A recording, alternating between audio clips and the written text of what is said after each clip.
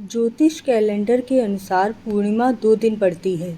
ऐसे में कौन सी पूर्णिमा को व्रत रहना चाहिए और स्नान दान की कौन सी पूर्णिमा है?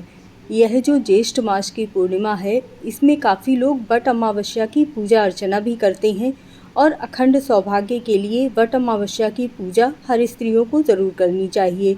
कुछ लोग इसे अमावस्या तिथि पर करते हैं और कुछ लोग पूर्णिमा तिथि पर करते हैं। तो जो लोग पूर्णिमा तिथि पर करते हैं वह किस दिन करेंगे, कौन से दिन की पूर्णिमा तिथि व्रत के लिए और पूजन के लिए ज़्यादा शुभ है? जय श्री कृष्णा, जय राधे राधे। चैनल को सब्सक्राइब ज़रूर कर लीजिएगा। आप लोगों से निवेदन है कि अगर पहली बार जुड़े हैं तो कमेंट में जय श्री कृष्णा लिखना बिल्कुल मत भूलिएगा और इस वीडियो को ज़्यादा से ज़्यादा लोगों को शेयर कीजिएगा।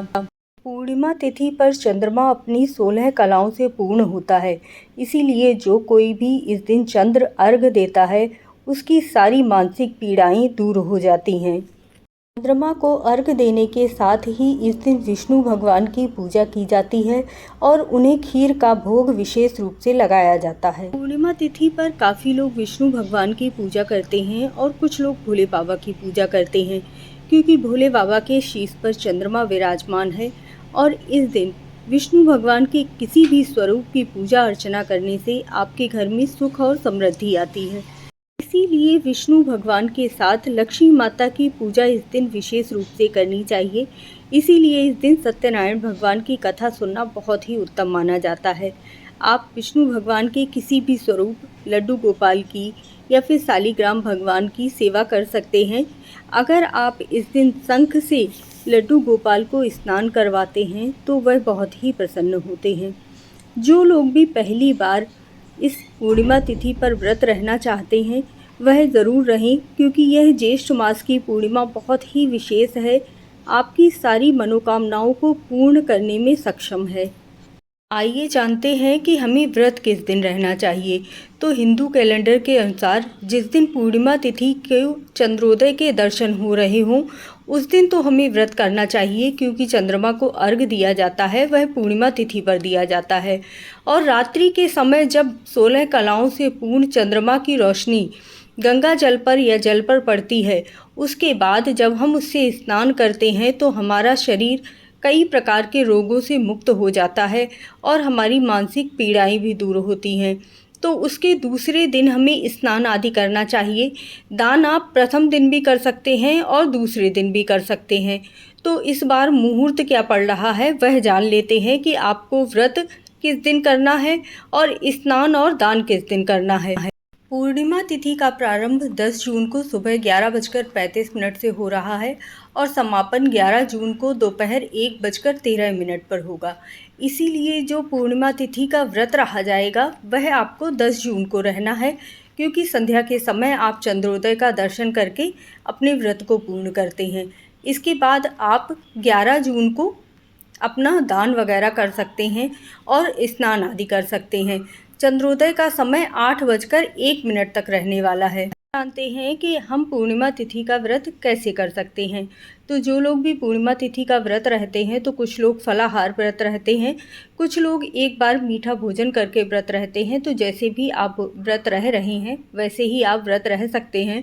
जो पहली बार रह रहे हैं तो वह जिस तरीके से भी व्रत उठाना चाहें, जैसे एक बार भोजन करके या फिर फलाहार के, उस तरीके से व्रत उठा लीजिएगा। ध्यान रखिएगा मीठा भोजन ही किया जाता है, जैसे कि मीठा भोजन में आप पूड़ी, हलवा, चूरमा, खीर, क्योंकि पूर्णिमा तिथि पर खीर विशेष रूप से बनाई जाती है, तो खीर का भोग लगाकर वह भोग आप ग्रहण कर सकते हैं। सुबह जब आप पूजा करेंगे, विष्णु भगवान को पंचामृत अभिषेक आदि करवाने के बाद, पूजा आदि करने के बाद आप खीर का भोग लगाते हैं, तो उस समय आपको खीर का प्रसाद नहीं खाना है। आप फल वगैरह ले सकते हैं, दूध वगैरह ले लीजिए, लेकिन उसके बाद जब आप चंद्रोदय हो जाने के बाद अर्घ देंगे, उसके बाद वह खीर का प्रसाद खाकर अपना व्रत कर सकते हैं और सुबह के समय अपने व्रत का पारण करेंगे। आइए जानते हैं कि चंद्रमा को अर्घ कैसे देना है। तो कोई भी चांदी का पात्र ले लीजिए। अगर चांदी का पात्र ना हो तो तांबे का छोड़कर आप कोई भी पात्र ले सकते हैं, क्योंकि चंद्रमा को अर्घ कच्चे दूध का ज़रूर दिया जाता है। इसके साथ ही मिश्री ज़रूर लीजिएगा। मिश्री विशेष रूप से चढ़ाने से आपके जीवन में मिठास आती है और पारिवारिक जीवन की सारी समस्याएं दूर होती हैं। अक्षत ले लीजिए और साथ में सफ़ेद पुष्प लेकर आपको एक थाली ले लेनी है जिसमें खाना ना खाया जाता हो, जूठी नहीं थाली होनी चाहिए। ऐसा पात्र लेना है। मैं जो लड्डू गोपाल को स्नान करवाती हूँ वह पात्र ले लेती हूँ। उसमें आपको इस तरीके से चंद्रमा को अर्घ देते हुए जल अर्पित करना है जिससे कि आपका जल भी ज़मीन पर न गिरे और आपकी पूजा भी पूर्ण हो जाए। जो भी स्त्रियां इस दिन वट अमावस्या का व्रत और पूजन करेंगी, तो जैसे पहले मैंने वीडियो डाली हुई है वट अमावस्या के पूजन की, आप उसी तरह पूजन कर सकते हैं, नियम कर सकते हैं। वह वीडियो ज़रूर देख लीजिएगा जाकर और उसी तरीके से आपको पूजन आदि करना है। और जो दान है वह आप पूर्णिमा तिथि पर 10 तारीख को भी कर सकते हैं और 11 तारीख को भी कर सकते हैं।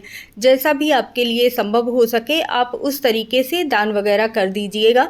इस दिन सुहाग की सामग्री दान करने का विशेष महत्व होता है। अखंड सौभाग्य प्राप्त होता है। अखंड सौभाग्य से मतलब होता है कि हमारा परिवार, हमारे बच्चे, सभी लोग सुखी रहें, ऐश्वर्य प्राप्त हो, सुख सुविधाएं प्राप्त हों और हमेशा जीवन में तरक्की करें। तो इस तरीके से आपको पूर्णिमा तिथि का व्रत और पूजन करना